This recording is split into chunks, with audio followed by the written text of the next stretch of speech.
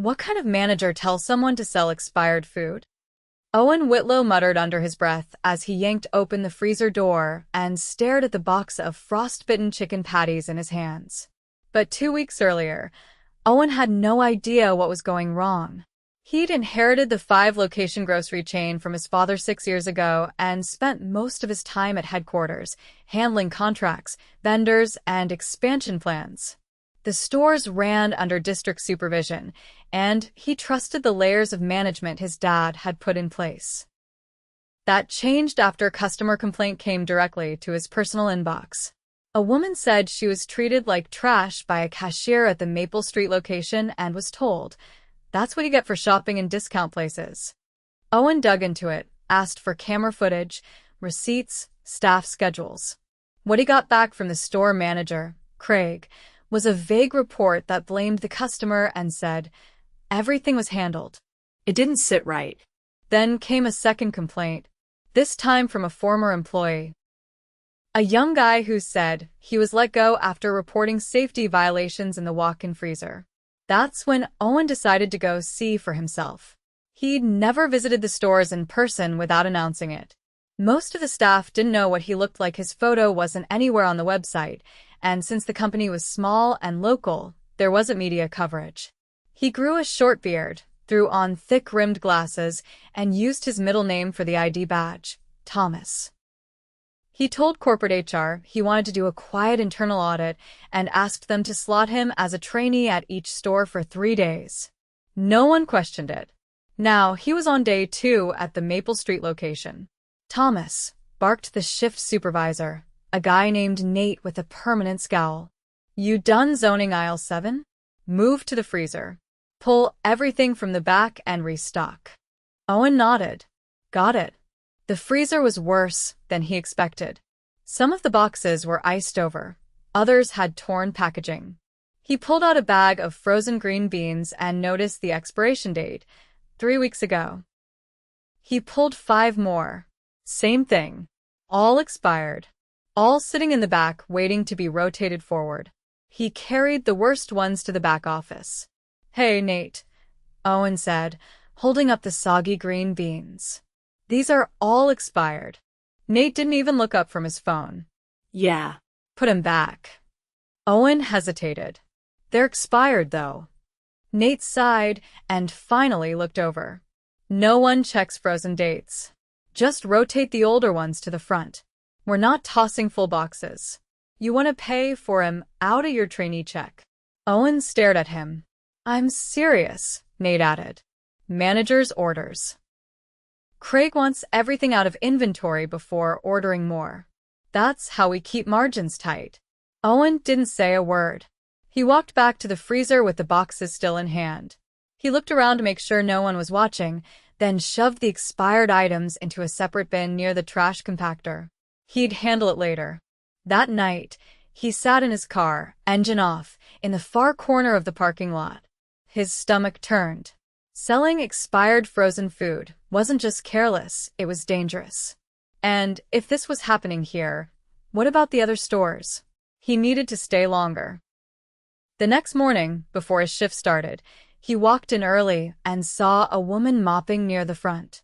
She wore a faded store polo and earbuds, but when she spotted him, she pulled one out. "Hey. You're the new guy, right?"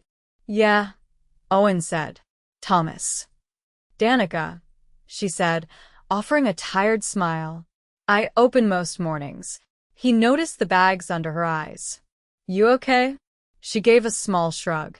"Just tired. My kid's been sick, and I can't afford to miss shifts. But hey, freezer's a mess, so good luck in there." Owen watched her walk off and made a mental note. She hadn't even complained. Just kept going. Later that day, he was restocking near the dairy section when a customer tapped his shoulder. "Excuse me, young man. These eggs are cracked." Owen took the carton, nodded, and walked back to the fridge for a fresh one. As he came back, he overheard Nate saying to the customer, "Maybe don't squeeze every box next time." The customer blinked. "I didn't, whatever." "You break it, you buy it," Nate added. Owen stepped between them. "Here you go, ma'am. Fresh carton." She smiled, but Nate glared at him once she left. "You don't correct me in front of customers," he growled. Owen held his gaze. "Just trying to help." That night, Owen reviewed the freezer logs.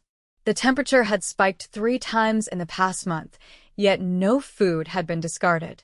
He called the district manager from a burner phone the next morning and asked for a surprise inspection at Maple Street. No advance notice. On day 3, it happened. Owen was back in the freezer, organizing pallets, when he heard Craig, the store manager, come in behind him. "You the new guy?" Craig asked. "Yeah. You get told to rotate the expired stuff?"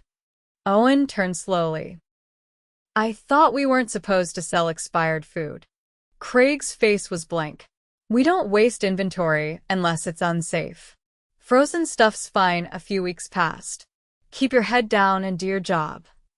As Craig walked off, Owen pulled out his phone and took photos of the dates. He was done watching. The inspection would hit in 2 hours.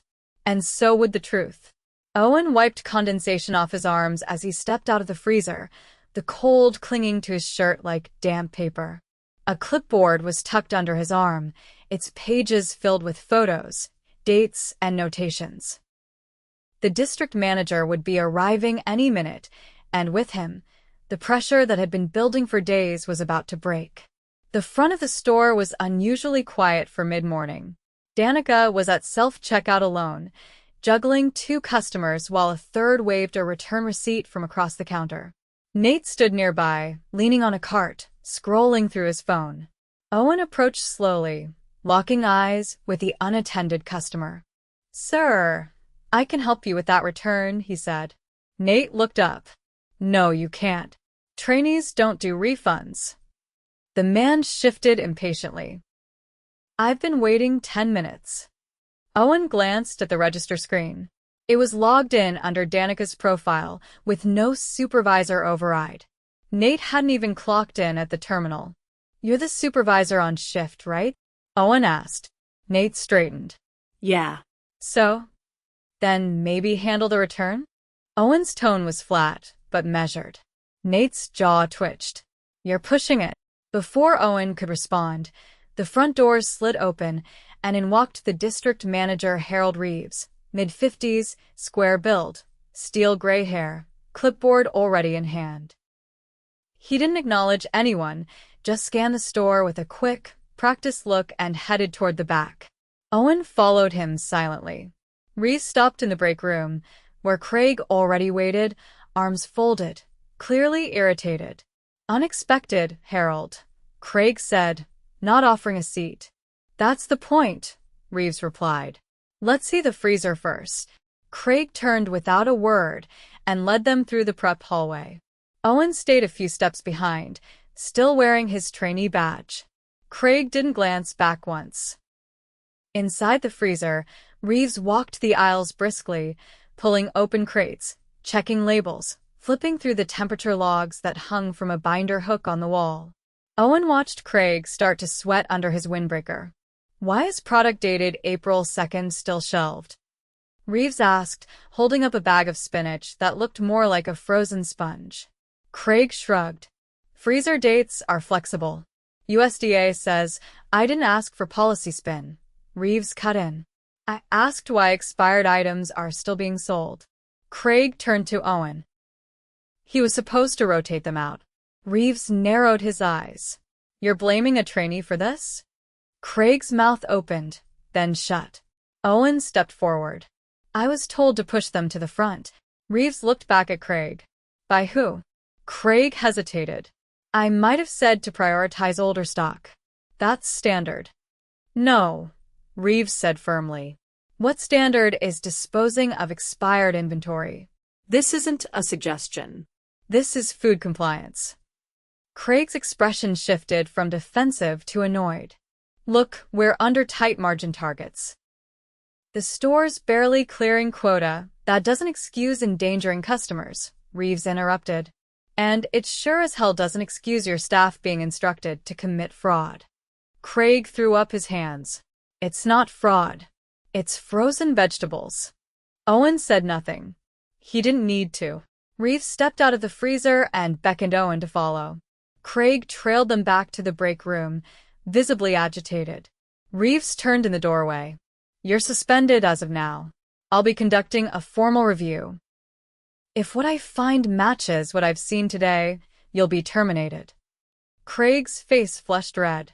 "You can't just—" "I can," Reeves replied. "And I will."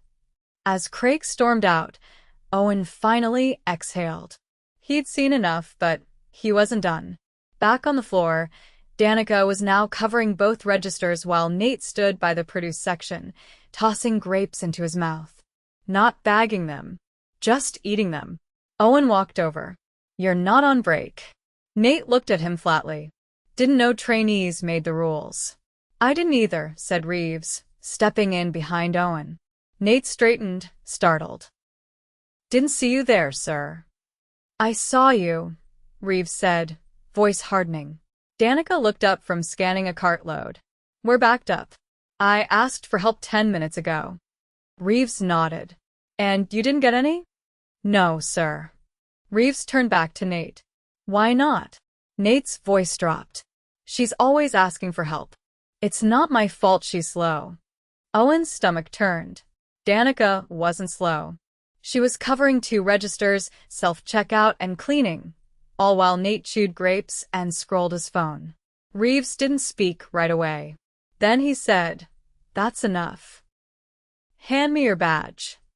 "What?" Nate scoffed. "You're done," Reeves said. "You've failed your responsibility as a shift supervisor and shown blatant disregard for your team. Your employment is terminated effective immediately." Nate stood speechless, eyes darting between them as if waiting for someone to reverse the decision. No one did. He yanked off his lanyard, dropped it on the counter, and left without another word. Danica blinked, stunned. "Wait, he's really gone?" Reeves nodded. "You should have reported this sooner." "I didn't think anyone would care," she said quietly. Owen stepped forward. Ikare. Danica looked at him, confused. "Why would you?" Reeves looked at Owen and gave a subtle nod. Owen pulled the badge from around his neck and set it on the counter. "Because I'm not a trainee. My name's Owen Whitlow. I own this company." Danica froze. The cashier next to her audibly gasped. Owen continued, "I've been working undercover because I needed to see what was really happening in my stores. And I'm sorry you've had to deal with this." Danica's eyes darted around, uncertain. "You're serious?" "I am," Owen said. "And you shouldn't have to carry this store on your back. That ends today."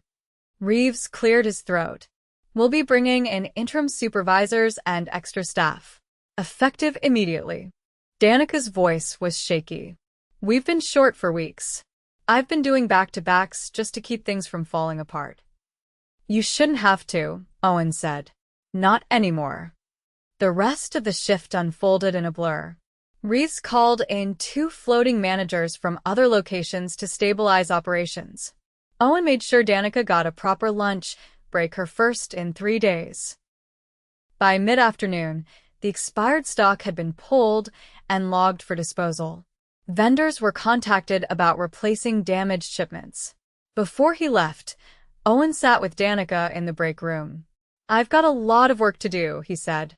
"But I need to ask, why didn't anyone come forward sooner?" She looked tired, but not afraid now. "Because we thought no one was listening." Owen nodded slowly. "That's going to change." She tilted her head. "You're really going to fix all this?" "I'm going to try," he said. "Starting with making sure people like you aren't invisible." At closing time, the store felt different. Not fixed, not yet, but lighter. Like something had finally been acknowledged. And Owen knew he couldn't stop at just one location.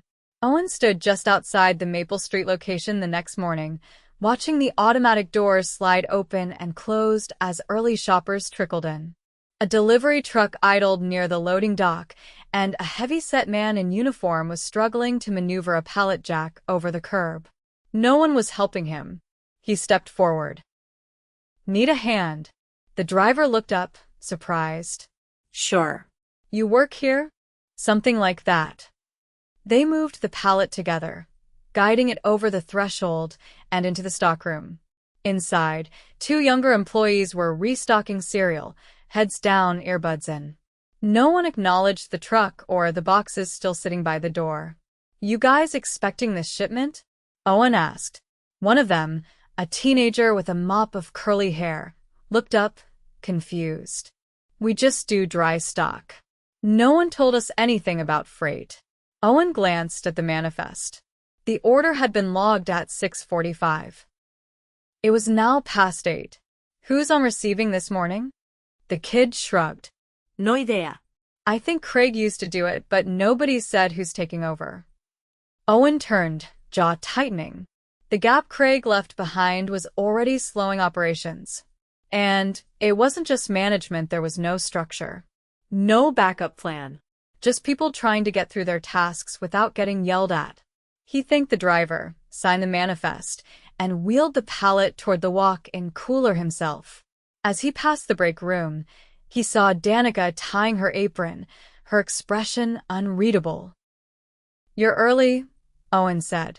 I have to be. I don't trust anyone else to prep for opening. He paused. You shouldn't have to carry that. She didn't look up. That's what you said yesterday. I meant it. Danica dropped her bag into a locker and turned to face him.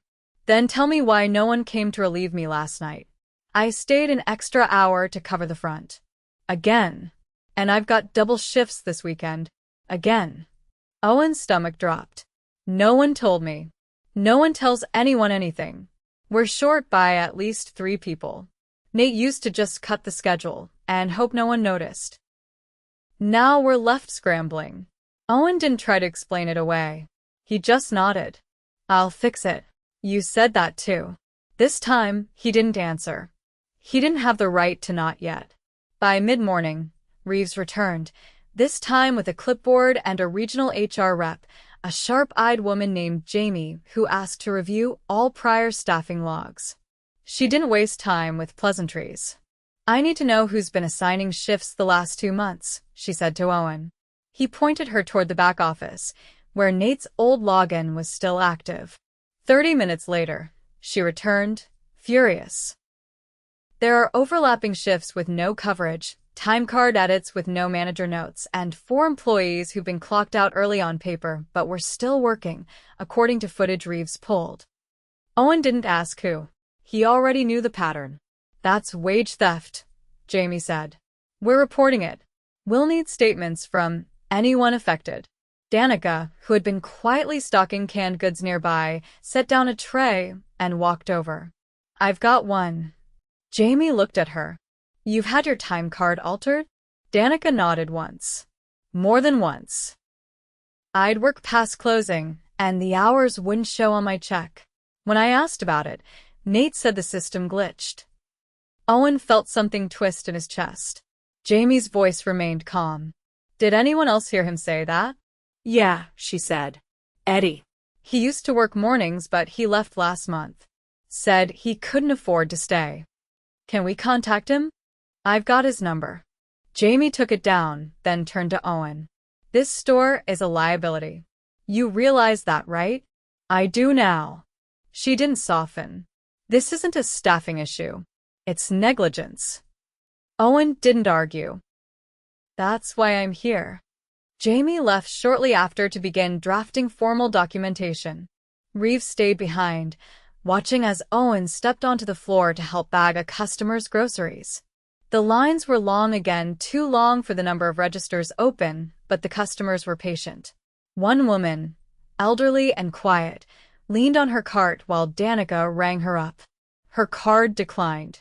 Twice. She looked at Owen, then back at the screen. It should have gone through. Danica didn't say anything. Just turned and pulled a small envelope from her apron, counted out $4 in cash, and slid it to the register. The woman's eyes filled with tears. I can't, it's already done, Danica told her. You're good. The woman left with her groceries, but Owen stood frozen. You do that often? He asked after. Danica shrugged. Only when I can. You shouldn't have to. Danica looked him in the eye. You keep saying that. This time, Owen didn't offer a promise. Instead, he walked straight to the back office, opened the scheduling program, and began drafting a notice. Immediate postings for 3 part-time positions, mandatory compliance training for all supervisors, anonymous reporting line reinstated, all overtime to be reviewed and paid retroactively. He hit send. Then picked up the phone. By noon, a staffing agency confirmed 2 temp workers for the weekend. Not a full fix, but it would give Danica a break. He walked back out just as she was finishing a shift handoff with another cashier. You're off the schedule Sunday, he said. She blinked. What? You're not working Sunday. You've done more than enough. She looked like she didn't know whether to believe him. I'll be here, he added, covering. She studied him. You know how to run a register? Not well, but I'll figure it out. He didn't say it to be funny. He meant it. That afternoon, Reeves approached him quietly. We've got a bigger issue. Owen followed him to the office, where Jamie had emailed over a company-wide audit plan. 5 stores, all needing immediate review. If this happened here, Reeves said, odds are it's not isolated. Owen sat down, staring at the list. He'd built this business thinking culture came from the top. That if leadership was strong, everything else would follow. But culture didn't live in policy. It lived in the break room. In freezer temp logs, in how a shift supervisor spoke to a cashier at the end of a long day. And he'd missed it. We'll handle it, 1 store at a time, Owen said. Reeves nodded. You sure you're ready for that? No, Owen admitted. But I'm not letting this go. As the sun dipped behind the roofline and the last rush of customers headed out, Owen stood by the doors, watching carts roll back into their bays. Danica stepped out beside him, her apron folded under one arm. You really working Sunday? She asked. I'll be here at 6. She gave him a long look. Then I might actually sleep in. He smiled faintly. You should. She nodded and walked off toward the lot, her steps just a little less heavy than they'd been the day before. Owen turned back to the store. There was more to fix. But now, at least, he knew where to start. Sunday morning arrived with the kind of quiet only found in a store before opening, fluorescents buzzing high overhead, shopping carts still perfectly nested, and the faint hum of refrigeration units holding back the day's heat.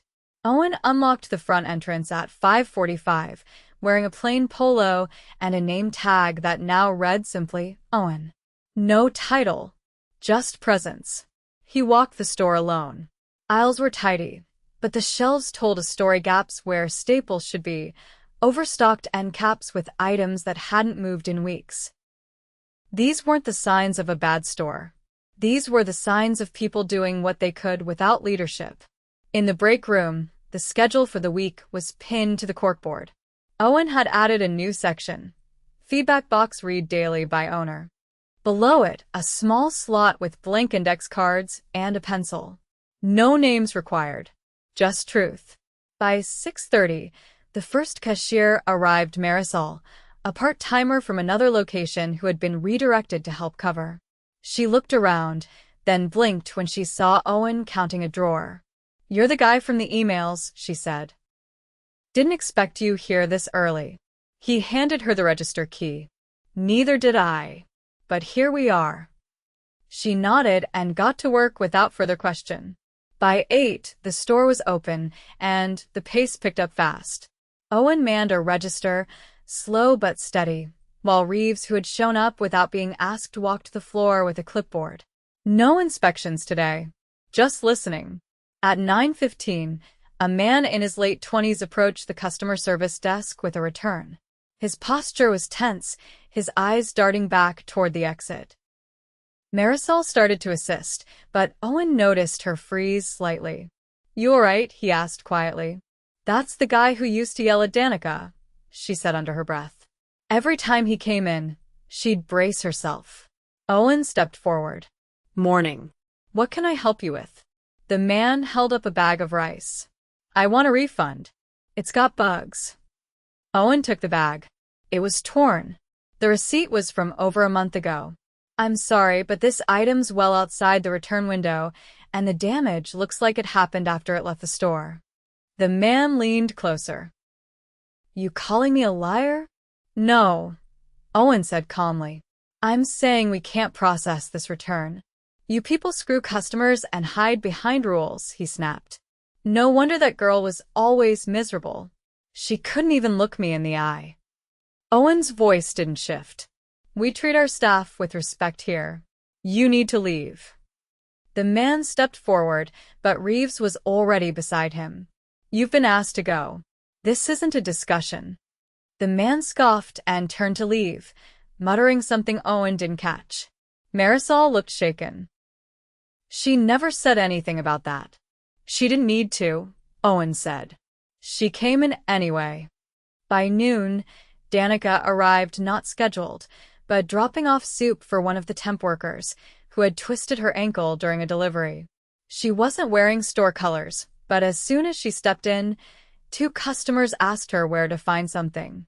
I'm not on shift, she said, laughing under her breath, but check aisle 5. Owen met her at the front. You're supposed to be resting. I'm not staying, she said. Just checking in. Then she looked around. It's different in here. He nodded once. It will be. She hesitated. I heard you refunded everyone's missed hours. HR processed the first batch already. Final numbers will be in by end of week. Danica glanced toward the back. You didn't have to do that yourself. I did, Owen said, because I let it happen. She didn't argue. At 2 o'clock, Jamie returned with a representative from a third-party safety audit team. They moved quickly, inspecting storage, employee areas, and reviewing the new waste logs Owen had implemented. When they finished, Jamie pulled him aside. The store's stabilizing, but we're not out of it yet. I know. I'm not saying this to criticize, she added. Just people don't forget what they've endured overnight. They shouldn't, Owen replied. At closing, Owen asked the remaining team to gather at the front. Not a formal meeting, just a moment. I owe you all more than a thank you, he began. You've shown up, day after day, under leadership that didn't see you. That changes now. No applause. Just stillness. Effective this week, a new store manager will be appointed, someone who's already been watching from the sidelines and stepping up without permission. Danica blinked. What? Owen looked at her. I'm offering you the role. Full support. Full authority. You've already been doing the job. Several heads turned. A few mouths opened in surprise. Danica didn't speak. You don't have to say yes right now, Owen added. But I hope you will. She stared at the floor for a beat, then looked up. I'll try. That's all I'm asking. As the group dispersed, Owen returned to the freezer one last time that night. The shelves were bare, cleared for the new shipment coming in before dawn. He placed a laminated sheet on the inside wall. Check. Log. Replace. Every shift. No exceptions. He didn't need to sign it. Back at his car, he sat for a long moment, watching the last employees disappear into the night. The store wasn't perfect. It wasn't supposed to be. But for the first time it was honest. And he would never look away again.